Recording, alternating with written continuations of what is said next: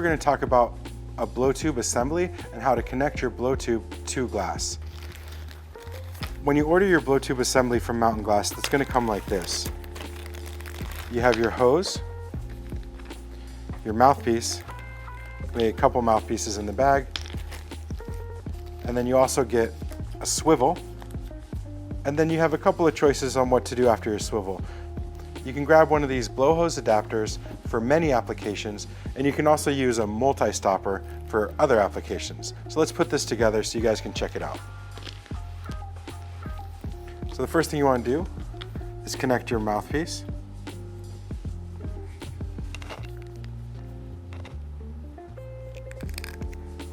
On one side. And on the other side, you want to connect your swivel. You can use a little bit of saliva and it'll help loosen the tubing and get that to stick properly. Once you have that connected, you can connect one of your blow hose adapters. Once you have your blow hose adapter connected, you're able to stick a 12mm or any size that you want, depending on the blow hose adapter, in there. And now you have a complete blow hose connected to your blow tube, ready to go. I usually like to wear it like this with the glass on my left side, but it really depends what you're doing. And now I can blow into this and have the airflow into my tube. The last thing I'd like to tell you guys is about the nested stopper or the multi-stopper. The multi-stopper fits many different size tubing and it comes apart just like this. Here's the centermost one, and then you can open it more and more depending on how big of tubing that you want. You can also pull out the centerpiece here and then stick your swivel in that hole, and now you could use this to put air into a bigger tube. Once you have it in there, you can grab a bigger piece of tubing like this. We'll see what size. That's a little bit big, so we'll take a few rings off. Still a little bit big, and that's what's beautiful about these stoppers, is that you can keep adjusting it until you know you have the right size. So we'll put that in, and now we could use this to put air into a much larger tubing. Hold that, we're able to blow into a big tube like this. So that's the information about a blow hose assembly and how to get air into a tube. Thanks for watching. We'll see you guys in the next one. Hey guys, welcome back. Today we're going to talk about bowl pushes. These tools are used to push the bowl of pipes, or really any shaping where you want a sphere. Some of them have a little tungsten pick at the end, and that'll keep your hole open. Some of them are just clean, and this could be used for making indents, ice pinches, a lot of other things in your work. There's a lot of different sizes and companies that make these. Most of the time I'd recommend a 1/2 inch size or a 5/8 for a little bit bigger. The ones on the other sides of that spectrum are specific use cases only. If you check out this video, you can see me using a bowl push. I'm just heating up some glass and pushing it down, and that way it creates this nice half sphere on the inside of the glass, which is of course one of the cornerstones of making glass pipes. Most bowl pushes are made out of graphite. There are a few made out of brass or other materials, but graphite is the standard. So I would definitely recommend getting a few bowl pushes, at least the 1/2 inch size, when you start out blowing glass. Thanks a lot, you guys. See you in the next one. Hey guys, today we're going to talk about claw grabbers and holding devices for your glass. As you can see, there's many different shapes and sizes of claw grabbers, and they each serve a unique purpose. I brought a few pieces on the table, and I wanted to show you how a few of these things work. The first thing we're going to start off with is a goblet top. If you have a goblet top, let's choose one of these. That might work. This one. So this claw grabber has two ways to hold a goblet top. You can hold it from the inside and put pressure on, or you can hold it from the outside and clip on the outside. So let's show you guys how this works. On the inside, you can put all of these on the inside of the glass and pull, and you have that pressure. And you can tighten this set screw, and now you're able to hold this goblet top in one hand while you connect the stem and the foot with the other. Let me show you how this works if you want to attach it to the outside. You put it in here, and you can grab it like this, and now we can hold it from the outside. So depending on what your use case is and how you're blowing glass, you can hold a goblet top in many different ways with this kind of claw tool. I'll show you a few different ways, pieces, and how to hold them. This tool is great for a marble. or a small piece. So you put the marble in here and you squeeze down, and now you're able to hold your marble, maybe attach it to a piece or put it in the kiln. The next tool I'm going to show you how to use is a specific claw tool that was originally designed by the company Herbert Arnold. And you grab this on here, on the base. It has a spring mechanism in there, and you can hold the bottom of a piece like this if you've finished everything and get it ready to put into a kiln. You could even transfer this to a Kevlar holding device if you'd like as well. We'll grab this tool this time, which is similar to the first one that we used, and I'll show you how to grab a foot. You put the foot on the inside, right there. You set the set screw, and now you can hold this piece and finish it up, decorate it, or just put it in the kiln. I'll show you guys how to use one more type of claw tool. This one, which has the circular ends on it, could be used for a big marble or the base of a piece. You just put it on, and those grab the piece, you put the set screw, and now you have your piece held in a claw tool for you to do some work or put it in the kiln. Thanks a lot for checking out this video on claw tools. If you guys have any questions about claw tools, need any advice, please feel free to use the chat on the online school. I'll be happy to answer any questions. Thanks a lot for checking it out. Hey guys, welcome back. We're going to talk about jacks and beeswax. They kind of go together. Beeswax is something that you want on your bench for a lot of reasons. Beeswax creates a slight bed of air in between your tool and the glass to make sure that your tool slides around the glass nicely. It's a bit like a lubricant. It makes everything flow really nicely and not squeak. So we have beeswax. This is just pure 100% beeswax. You can get it from so many places. These are some economy affordable jacks. Jacks is an Italian tool invented hundreds of years ago in Murano. It is the most versatile tool in glass, and it's what traditional glass blowers have used for hundreds of years. This is a modern version that's economy, super affordable. They will get the job done. Jacks are a great tool. You can get them in a multitude of sizes and shapes, just like anything else that we're talking about. I particularly like the ones that I helped design. I mean, they were made to my specs. You can get them at Spiral Arts. I don't get any money or anything for it. It was an honor just to have my name on the jacks. Anyway, for today, I have a couple of economy jacks. Very affordable. I'll show you what these things can do. Heat this up. We're going to use the small jacks here. We're just going to get the blades hot, a little hot. Then once they get hot, we'll put a little bit of beeswax on them. You only need to get them a little hot. Then you can get that beeswax on the end of your jacks, like this.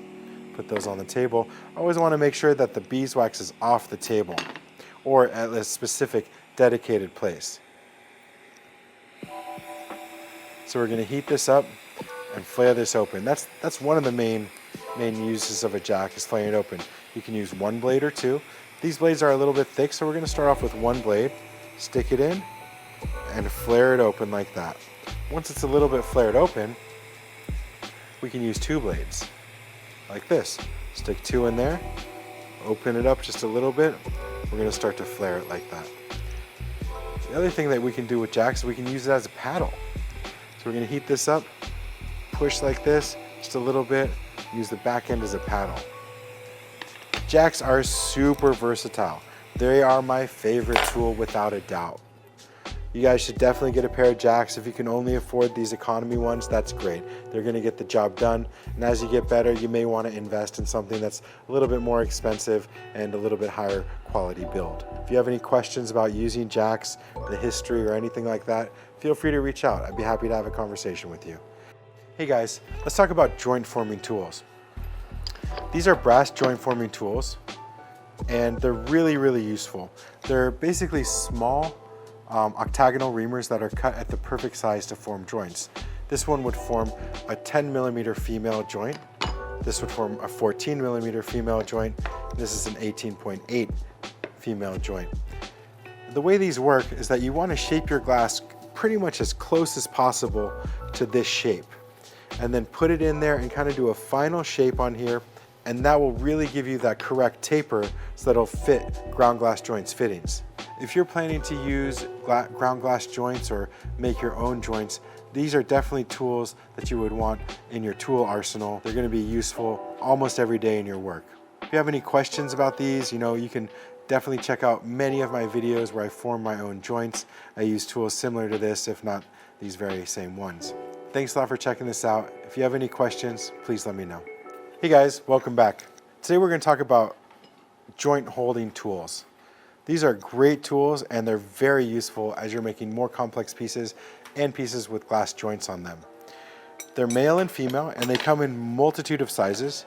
You can see here, this is a 10 millimeter, 14 millimeter, and 18.8 millimeter. And here we have a 14 and 18.8 females. These are useful in many ways. With any piece that I want to hold a joint for. It could be a slide, it could be a piece, a rig, anything. You put your joint in here, you turn just a little bit and it locks it in. Once it's in there, you can break this off or blow this off and attach it to another piece. The same thing is true with the male ones. So if I have a 14 millimeter female, and a 14 millimeter male, I can put these together and lock this in. And this gives me a holding device so that I can attach it to my piece, and this is graphite so it's heat resistant. So you could come in pretty close here. A couple things you want to keep in mind are that if you heat this up, it will expand and contract and can become loose. So you have to be careful and make sure that it's nice and tight. You can even put a shim in there of some sort, like graphite tape, but these generally stick pretty good. They kind of deteriorate over time as you use them a lot, but these are a critical tool that every glassblower should have on their bench, especially if you're using joints in any of the work that you do. These also serve another purpose. If you want to make a hand-blown joint, you can blow right into this and it'll shape it perfectly to the millimeter size that you want. So if I wanted a 14 millimeter male joint, I could heat up some glass, blow in here, and make a 14 millimeter male joint. If you have any questions or need any more explanation around joint tools, how they work, please feel free to reach out. I'd be happy to answer any of your questions. Thanks a lot, you guys. We'll see you in the next one. Hey guys, welcome back. Today we're going to talk about heat defense and protection against the heat that we're using while blowing glass. As you guys are well aware, glass blowing is very hot, and sometimes it takes a little while for you to get used to that heat and to be around it. And sometimes, even if you are used to it, it's really good to be able to have heat defense and protection in the studio for when your pieces get really big and there's a lot of radiant heat coming from that piece. So we have a few different things that we can use. These are called Kevlar sleeves. And you put your hand through here,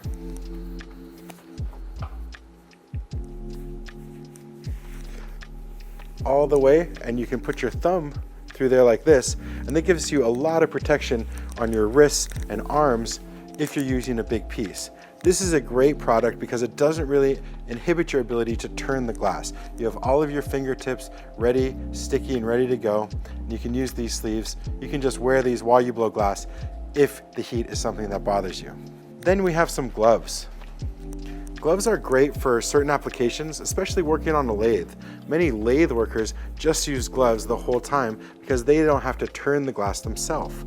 But what you need to be aware of is that this is not going to be as sticky in the glass. So I'm not going to get that traction that I need to turn the glass with these gloves. So these have a specific use case, and it could be for putting something in the kiln. For example, if I have a hot piece and I want to put it in the kiln, I can grab what's called a Kevlar pad. And this is a really nice and thick pad. I can put the glove on my other hand, grab my piece, it's nice and hot, grab it like this, and walk to the kiln. And I have a nice steady grip with this that's not going to get loose. Put this in the kiln, and then remove the pad.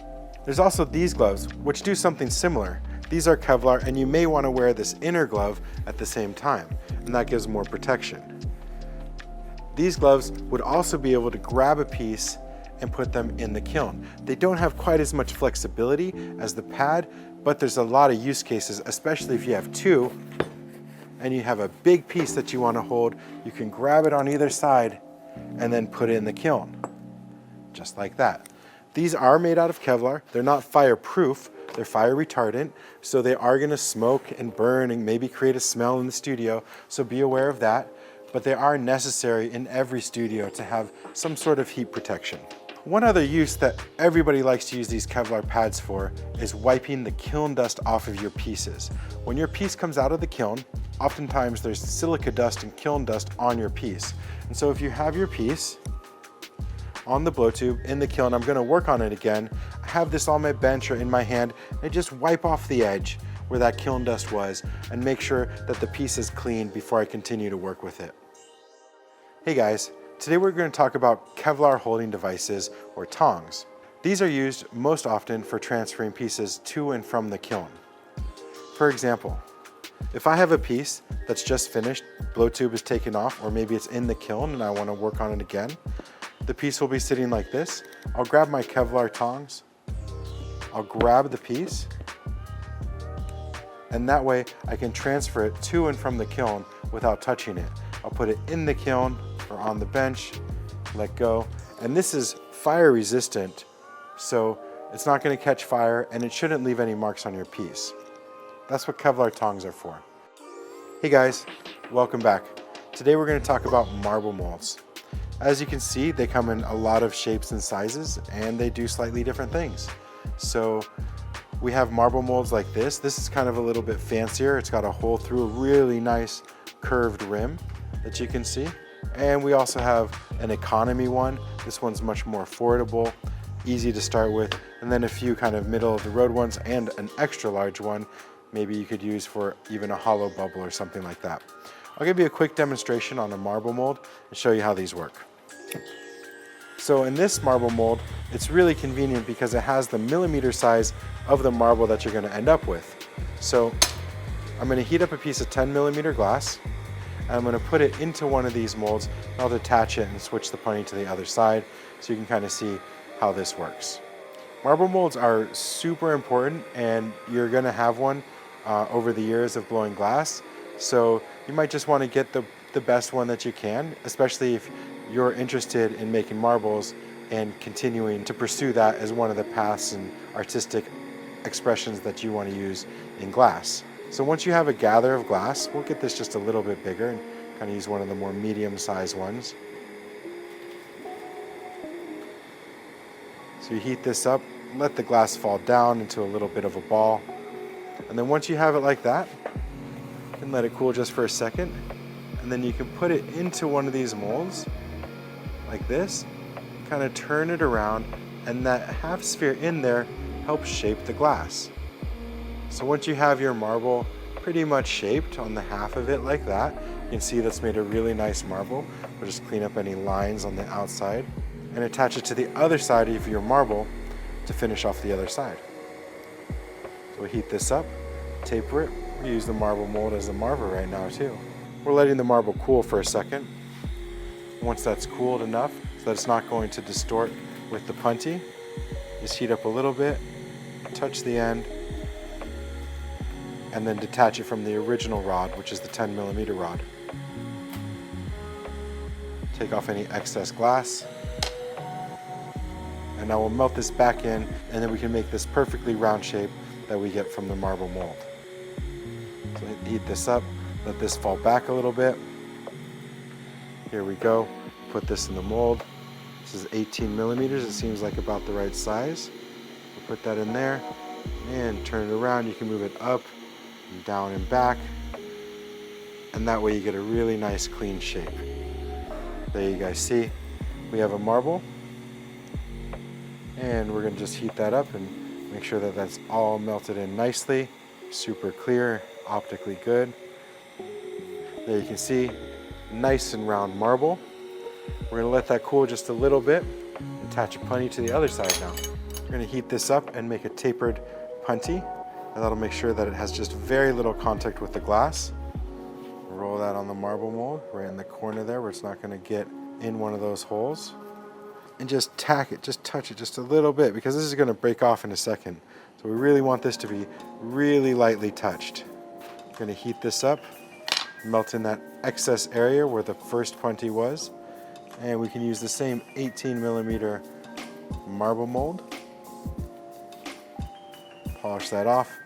Once that's done, you can also use a marble mold to hold the marble as you put it in the kiln.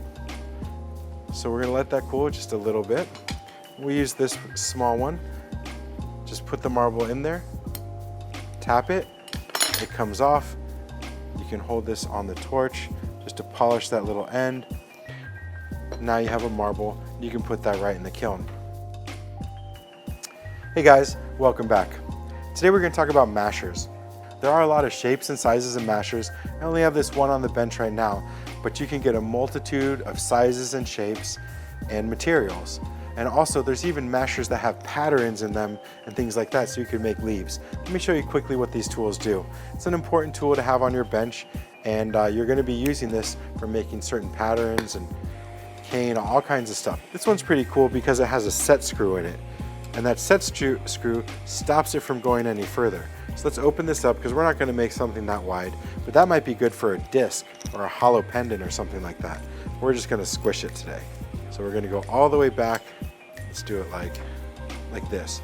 And what's the cool thing about this, and one thing that you want to kind of keep in mind with your mashers, is you want to try to have these be level inside. You can see that's pretty level. There's a little bit wider on the back end than the front end. That's okay, but you do want to kind of watch for that. What we're going to do is take this 10mm rod. We're going to heat this up and separate it so that I have a little bit smaller pieces to work with. As this comes apart, I'm going to pull just a little bit, about 1 inch. I'm not going to pull it very far because that'll create a stringer. So I'm just going to heat it and take it apart. So now, once it's apart, I have a more reasonable size to use in my hand. I'm going to heat this up into a ball. Just like a marble, anything else, we're creating just a very simple gather. Make a ball, let this cool just a little bit. I'll grab my mashers and be able to squeeze this down and create a flat piece of glass. And this is super useful. You can do a lot with this. You can twist it, use it as decoration, draw on it. There's tons of stuff you can do with the mashers, and that's what the mashers do. I appreciate you guys watching. If you have any questions, if you're having trouble with your mashers, need any advice, feel free to reach out and I'd be happy to help you work through it. Hey guys, welcome back. Today we're going to talk about octagonal reamers. There's a bunch of different kinds of reamers, and these ones are cut and shaped in facets basically so that they create an octagon, and they're tapered. These reamers are largely used for flaring, shaping pieces. They come in many different sizes and materials. Just like with brass or metal ones, you may need to be careful about leaving any marks on your glass, but they last a long time. They're not going to break. Graphite ones are great. They flow smoothly along the glass. They're not going to leave a mark, but they do break over time or deteriorate because graphite is much softer than metal. Another thing to consider with the metal ones, you're going to need to use beeswax, just like we did with the jacks and other metal tools. You'll need to put beeswax on them so that they do float and create a lubricant for the tool and the glass. I'll show you really quickly what the reamer does. There's a lot of different sizes. I mean, this would be used for maybe on the lathe if you're going to flare a big foot or something like that. Most people don't have a reamer that size at home, and they don't really have a use case for it. I would recommend buying 2 kinds of reamers. One will be this one. This is a thin tapered reamer, and this gives you a lot of choices for opening and flaring things. The other one that I think would be a good one to use to have at home is this one. It has a bit of a steeper taper and it's shorter, and this can open things up without pushing the reamer so far in.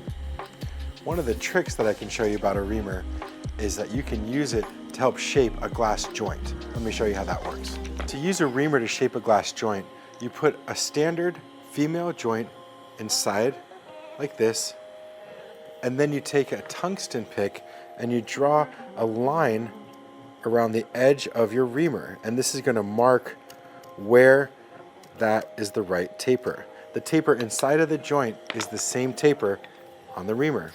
So you can see I've made a line, and that way I know that that's a 10mm joint right on that line. Anyway, that's just a little trick, but reamers are a great tool. Let me show you how to flare.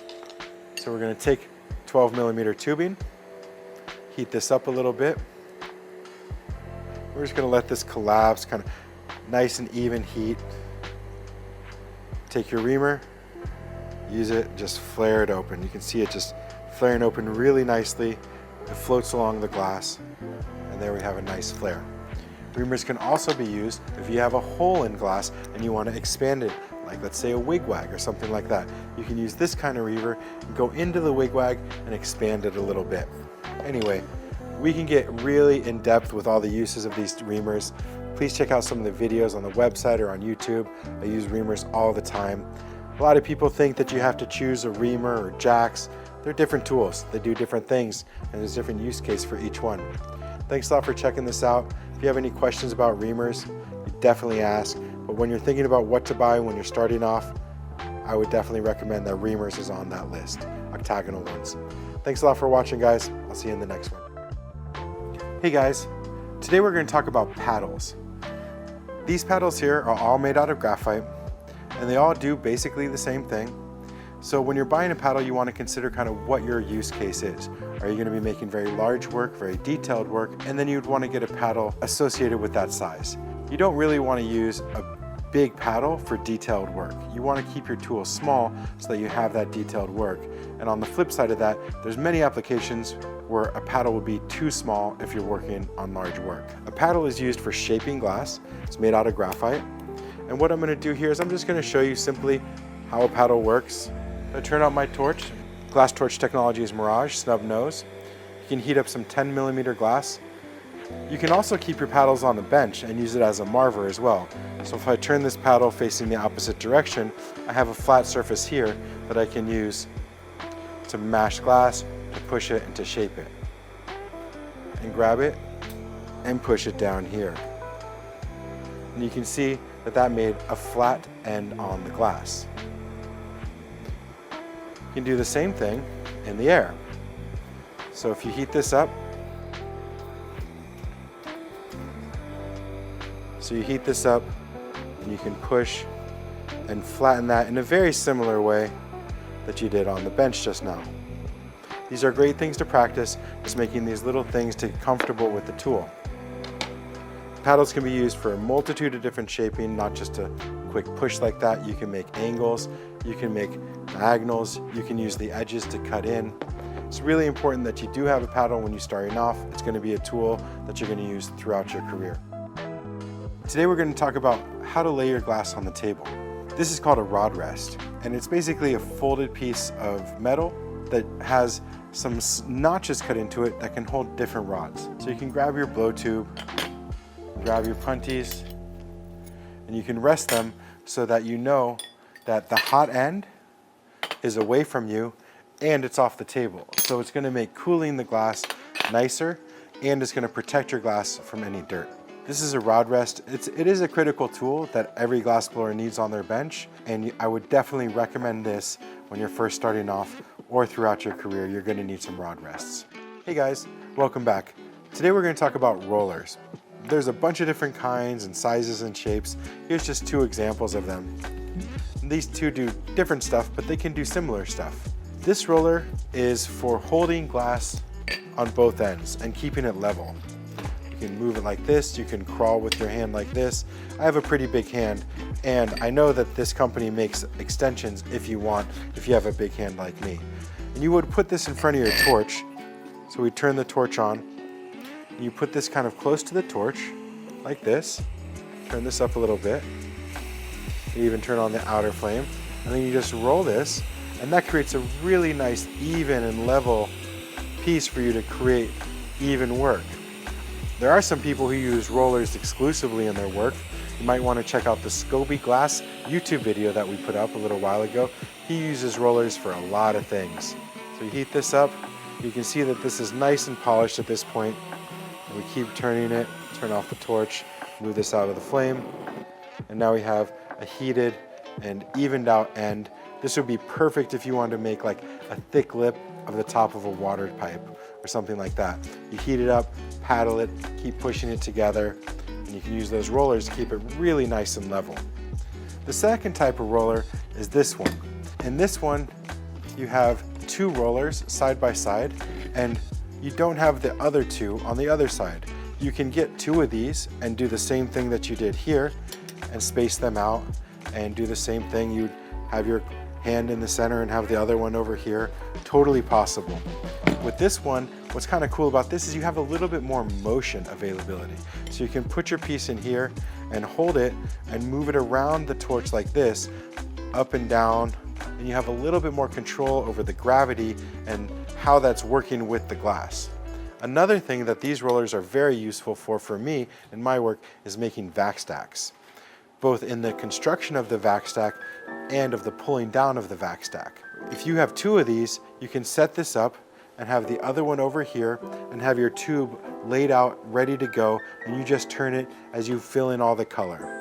When you're melting the vac stack down, you can have it here and it'll hold the weight, especially on bigger vac stacks, and you can just pull it down. These rollers are very important. Most glass blowers have them in their studio, at least one version of them, so that they can do a multitude of designs and things like that with these rollers. Today we're going to talk about scoring glass. There's a few different options that you have for scoring glass. As you can see, I have a few tools here in front of me. They're very similar. They do very similar things, but they are slightly different. So I'm going to go over a couple of the functions and the different kinds of ways that you can score glass. So we're going to start off with just a rod of glass, and we'll use a very simple scoring knife. You're going to want to put your thumb on the other side across from the blade and focus your pressure on the glass while the glass is touching a corner of this blade. You're going to turn and create just a little score. You can use a little saliva to wet the glass, and you can just break it with your thumbs. Make sure you use the shoulders as opposed to your wrists. The next kind of scoring tool is a tile nipper. It's very similar, except for it has a blade on either side. You don't need to put pressure on it with your thumb. You just squeeze and it pops off. One thing that you want to keep in mind with this tool is that these get loose, and so you want to keep track of that and make sure that they're always tightened. The next kind of tool is, they're all kind of the same and they're for different sizes. These are more for tubing. You can use it for rod, so let's grab a piece of rod. It's a 10mm rod. And what you do is you use this tool, similar to the tile nippers. You put this in, and you lock it in, so one end is on the wheel, and you turn, and it creates a really nice score mark. You can just pop it off.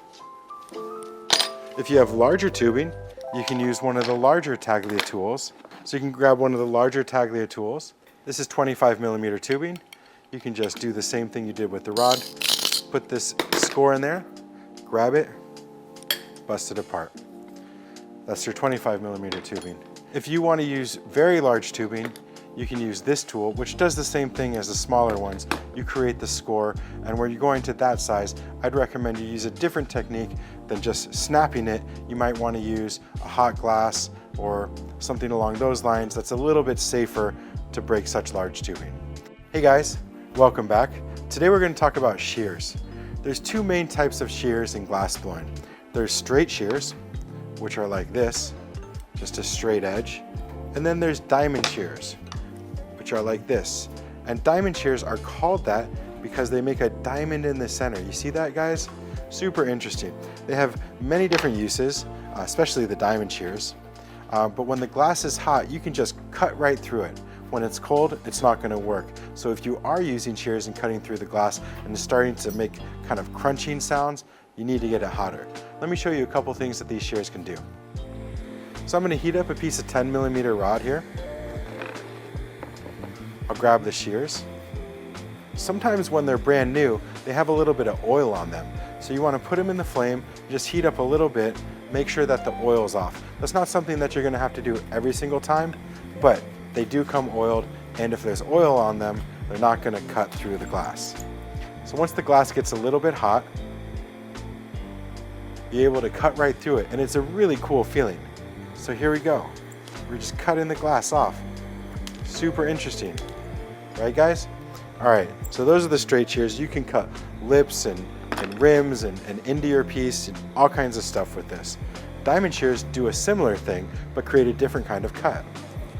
So we're gonna heat this up. Diamond shears also have the ability to grab. So I'm gonna grab it and pull. You can see I'm just pulling the end off, just like that. Another great thing diamond shears can do. Diamond shears can hold your glass, like this. If you wanna hold it and adjust it somehow, maybe it's hot on one side, You can hold it, move it around. If you want to use diamond shears to cut, you can just cut right through it and it makes a very different kind of cut.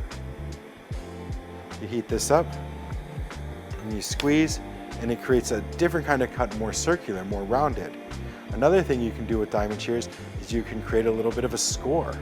So heat this up and instead of cutting all the way through, I'm just going to squeeze a little bit and create a line. See that, you guys? Once you create that line, you can make it a little bit more tight, kind of cool it off a little bit. With the shears, I'm kind of going up and down, back and forth. You can see it bouncing around a little bit. And then I'll put a little bit of torque on there, break that off. It's a pretty clean cut. I appreciate you guys watching. These are a couple examples of shears that you can use. There's also a few other styles that are for more advanced or specific stuff. If you have any questions about shears, please feel free to ask. These are the basic ones that you should get when you're starting off. These ones on the table are all very affordable, and like everything in life, you can get very expensive ones, but all of these work very well. Thanks a lot for watching. If you have any questions, please let me know. Hey guys, welcome back. After you've put in all of this hard work, you've bought all the materials, you've been practicing, you've probably burned yourself, you've maybe even cut yourself, and finally you come out with a piece that you're happy with. You're stoked on it. And what do you want to do? You want to sign it. This is a tie pen. It's a titanium tip that you can use to scratch your initials or your name or the date, or really any designs that you want in glass. Let me show you how this works. You want to grab a piece of glass, maybe put a little bit of Windex on here, just to create a little bit of, moisture. You just write your name or whatever you want on here and wipe it off. You can check that out. It says Revere right there. So that's what a tie pen is used for. It's definitely an important tool to have in your tool arsenal. It's pretty inexpensive.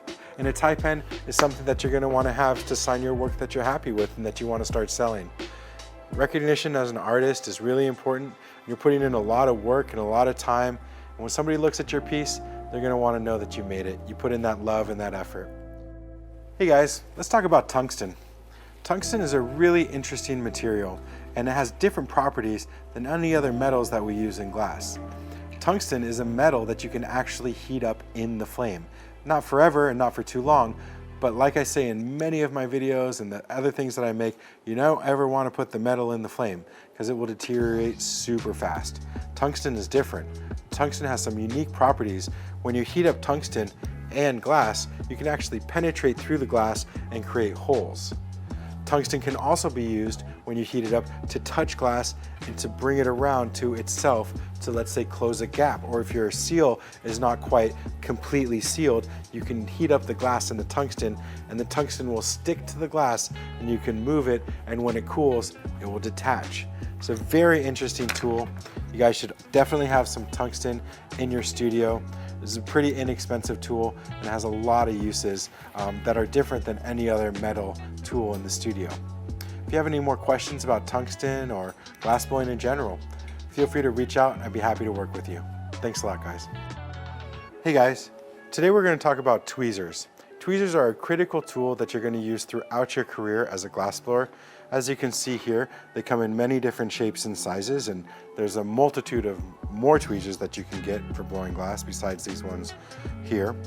And tweezers are going to be used basically as your fingers because glass is hot. So you're going to need a tool that can grab and manipulate the glass, and oftentimes tweezers are the best tool for that.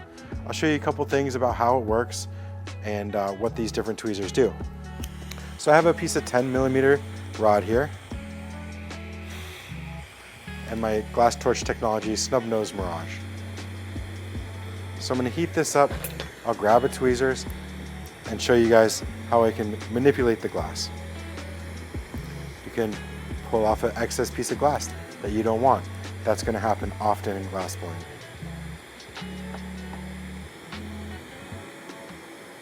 Heat this up and pull this off. One thing to keep in mind when you're just starting off in blowing glass is that you don't want to pull a great distance. What you want to do is pull a small distance, let that thin out, and then pull the rest. So I'll grab this, I'll pull just an inch and it becomes very thin, and then I'm able to melt that off. And that way I don't create stringers or anything unwanted as far as safety is concerned. These different tweezers have different sizes, so the bigger ones are going to be better for bigger glass. These ones are a little bit higher quality. They're going to have more torque when you can grab glass with. And then these ones are able to hold something and lock it in. So if you have a piece on the table and you want to lock it in, you can grab these ones. These have a spring mechanism so that it puts pressure on the glass. These tweezers have tungsten bits, so these can get hotter and they can actually penetrate into the glass and poke a hole in it using tungsten. Thanks a lot for checking out this video on tweezers. If you have any questions, please use the chat in the bottom right of any page on the Glass School. I'd be happy to answer any questions that you have about tweezers and how they work. Thanks for checking this out. Hey guys, welcome back. Let's talk about V-blades. V-blades are a really important tool that every glassblower has on their bench. There's a few different shapes and sizes, and just like with all the tools, you have some choice about what you want and what's best for your use case. The original V-blades were similar to this. This is brass, it's got a sharpened center, and it creates a V. The graphite ones were soon to follow, and then there's this one by Firekiss Glassworks, which is the one that I use on my bench. I really appreciate this one because it rolls, it's nice and sharp. A V-blade has a few different things that it does. One thing that a V-blade can do is it can hold your work while you're blowing glass. So if I have a piece here and it's not going to be very long till I finish the next section, I can put it here and rest it while I'm working on that piece and getting it ready and just pick it up. And that way it doesn't touch the table and have the heat sucked out of it. That's not really what the V-blade is designed for, but it's something that it does do. The V-blade is really designed for breaking pieces, especially tubing, in a very clean way. I'll show you how it works. So we're gonna take this 25mm tube. I'll remove the other two out of the way so that they don't get caught. I'm gonna use this one because this is my favorite one. When you're getting a V-blade, you can consider the price. Having one like this fancy is definitely not necessary, but it is helpful. Just like with all the tools and most everything in life, you pay for quality. And this one I'm sure is a little bit expensive than the other two, but this one works very, very well. One of the other things that you want to consider is what kind of material it's made out of. Using these V-blades, especially the brass one, has a chance of leaving metal marks on your glass. So you'll have to pick those out or be careful about that. Once you get your glass hot, you pull just a little bit and then you drop it in the V-blade and you turn it around and it creates a groove. And this groove is basically telling the glass, hey glass, I want you to break right here and nowhere else. So as it cools down, I'm putting stress on the glass and telling it to break right here. The metal is taking the heat out of the glass. Once it's got this groove and it's been in the metal, it's got some coolness. I can take it and just snap it apart. Super clean. You can see this, very clean break, and this allows me to have this ready for the next time I'm going to be blowing glass. If you have any questions about V-blades, breaking glass, just ask me. I know all about breaking glass. Anyway, I appreciate you guys watching. Thanks so much. If you have any questions, just let me know.